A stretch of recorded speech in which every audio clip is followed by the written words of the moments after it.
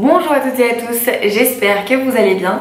On se retrouve aujourd'hui pour une nouvelle recette aux notes automnales avec un délicieux gâteau aux noix. Gourmand et moelleux, ce gâteau est idéal car il utilise parfaitement les produits de saison. Il a en plus l'avantage d'être ultra réconfortant, ce qui est parfait pour cette période de transition juste avant l'hiver. J'espère que cette nouvelle recette vous plaira. Je vous laisse tout de suite avec les ingrédients. Pour un gâteau aux noix de 18 cm de diamètre, vous aurez besoin de 240 g de noix, 160 g de sucre, 5 œufs, 80 g de beurre, 80 g de farine, plus une pincée de sel. On commence par préchauffer le four à 180 degrés, chaleur tournante. Puis on place dans un saladier nos œufs et on commence à les battre avec un batteur électrique manuel ou dans un robot. Une fois qu'ils commencent légèrement à mousser, on ajoute le sucre en poudre.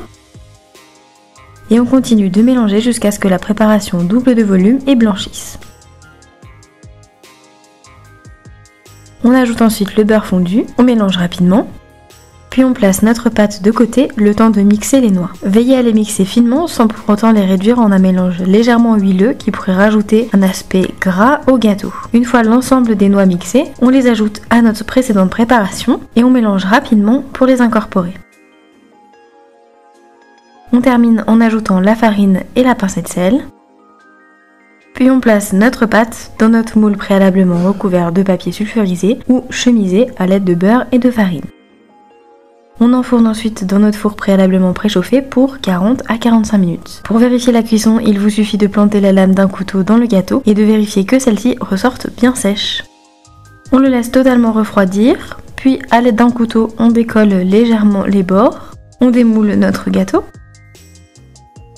et on le place sur notre plat de présentation. Il est déjà prêt pour la dégustation. Délicieux dégusté nature, vous pouvez également l'agrémenter d'un nappage au chocolat noir ou encore l'accompagner d'une bonne crème anglaise. Bonne dégustation!